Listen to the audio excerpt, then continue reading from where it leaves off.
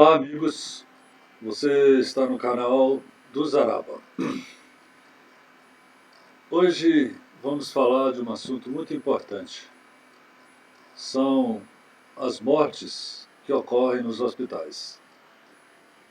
O efeito iatrogênico. O que é iatrogenia?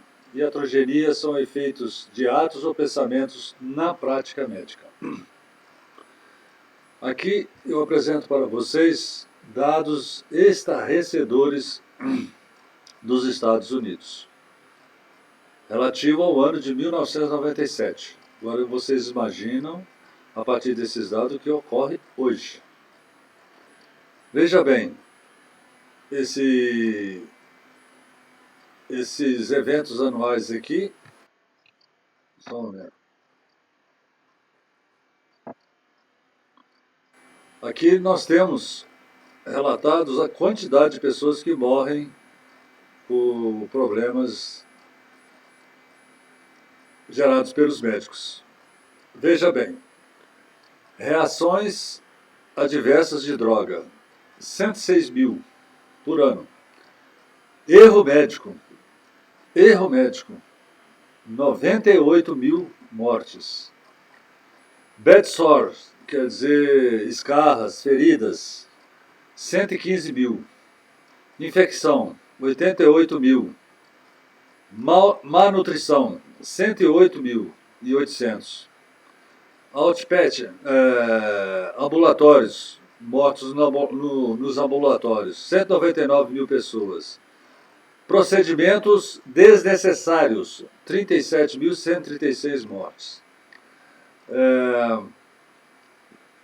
Emergência e outros aqui 32 mil. Total de 783.936 pacientes mortos por ano por causa desses problemas, a maior parte dos médicos. Aqui, veja bem, se fosse calcular por essas mortes tendo em vista o trabalho do médico Lucien Lipps, esses números eles seriam alterados para níveis bem superiores. Em vez de 98 mil erros médicos, nós teríamos, na verdade, 216 mil médicos. Estima-se que nos Estados Unidos, hoje, mais recente, que haja nada menos que 250 mil mortes por erro médico. Então, as pessoas vão para os hospitais na esperança de que vão ter seu problema resolvido e saem de lá num caixão para o cemitério. Aqui no Brasil, nós não temos dados confiáveis e não há um trabalho como é feito por lá, nos Estados Unidos, que apontam tais discrepâncias na saúde pública e na saúde em geral. Quantos pacientes morrem no Brasil por causa da iatrogenia médica? Não se sabe. A maior parte das famílias, eu tenho certeza, teve algum membro que foi vítima da falta de profissionalismo, da falta de responsabilidade dos médicos no seu tratamento. É bom frisar que nós temos aqui no Brasil o tal de SUS, um Sistema Único de Saúde implantado pela esquerda para arrebentar com o orçamento público. Você pode colocar 10 trilhões nesse sistema que vai continuar funcionando do mesmo jeito. Não é problema de dinheiro, é um problema de gestão, é um problema de responsabilidade. Os médicos, para manter seu status quo, eles no início da profissão, eles acabam tendo 2, 3, até 4 empregos, fazendo plantões, e há também denúncias de que boa parte desses médicos, plantonistas e intensivistas, são viciados em drogas. Eles conhecem as drogas. Mas é um assunto tabu dentro da medicina e da saúde pública no Brasil. Esses médicos, para manter esse status quo deles, para obter o maior ganho, eles arranjam todos esses empregos e trabalham feito condenados. Um cara que tem uma jornada extensiva, naturalmente, ele não vai prestar um serviço de qualidade. O SUS é um antro. O Sistema Único de Saúde, se for feita uma investigação, sei lá o que vai dar. Porque, em alguns casos, eles acabam tendo, para atender um paciente, acaba realizando 3 ou 4 prontuários. Um manda para um, o outro manda para outro, o outro manda para outro e volta. Então, ali, cada prontuário desse significa dinheiro. Sendo que o atendimento tem que ser direto. Você vai no hospital ou no pronto-socorro, tem que caminhar para o médico correto. Se tem não existe mais generalista. Hoje existem as especialidades. Todo mundo é especial em alguma coisa. E um médico especialista em pulmão não sabe do coração não sabe do pulmão, e assim por diante. Por isso que nós temos a saúde em crise constante no nosso país. Isso há muitos anos. Então, outra questão importante é que se você entrar num sistema público de saúde, se for internar alguém ou se você tiver que ser internado, alguém tem que assinar um papel isentando o médico da sua possível morte. Isso significa que no Brasil há 2 categorias que têm licença para matar: a polícia e os médicos. Só que os médicos matam muito mais do que a polícia. A polícia acaba acontecendo esse tipo de coisa no seu confronto com os bandidos, o que é natural.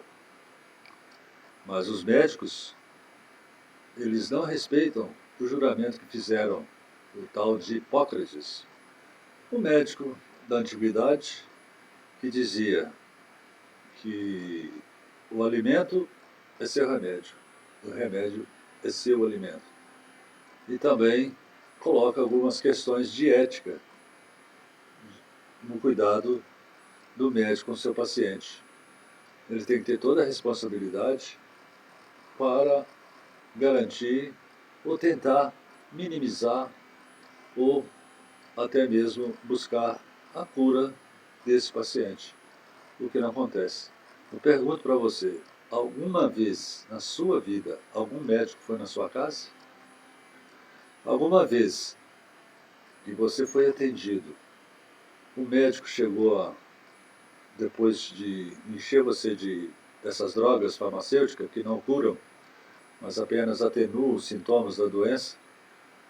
Algum médico ligou para a sua casa para saber se você melhorou ou não? Duvido. Duvido que isso ocorra. Muito menos ir na sua casa.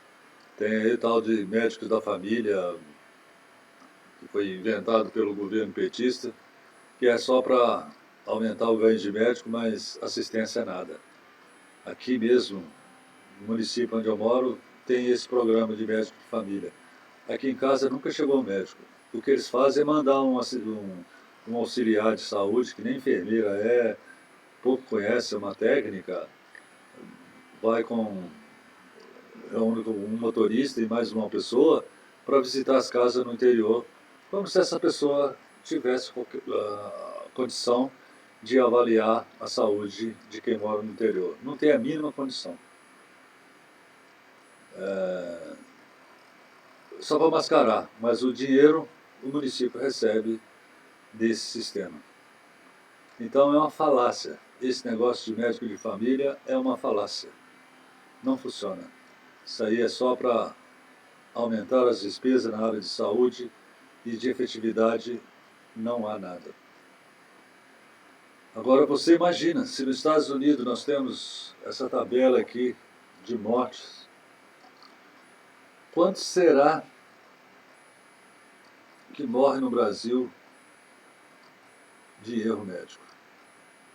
Isso sem contar com tráfico de órgãos. Existe toda aí uma propaganda para a doação de órgãos.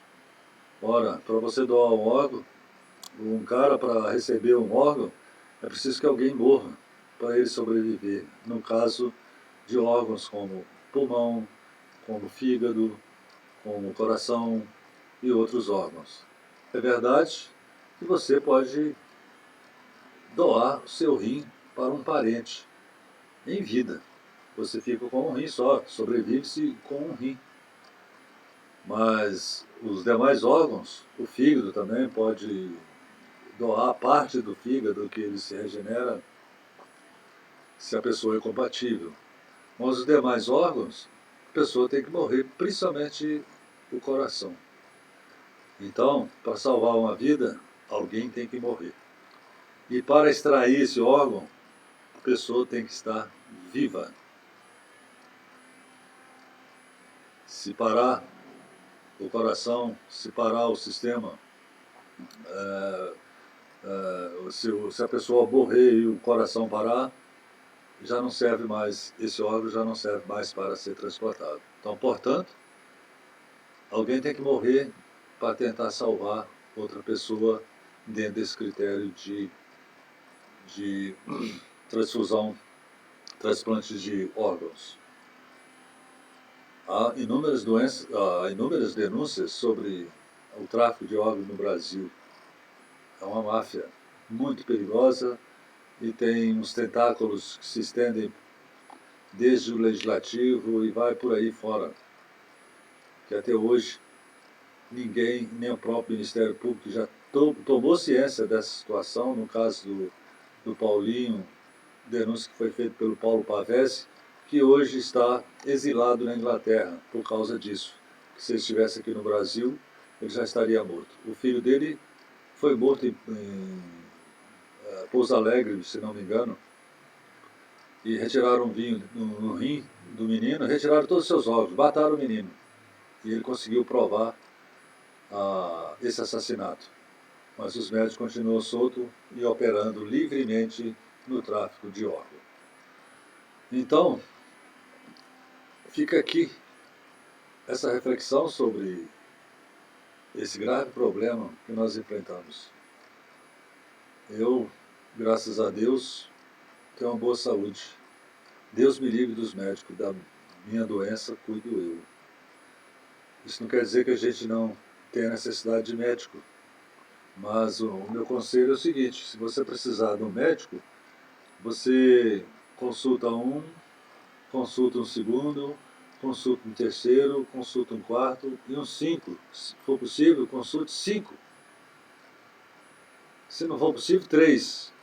E veja se eles estão falando a mesma língua.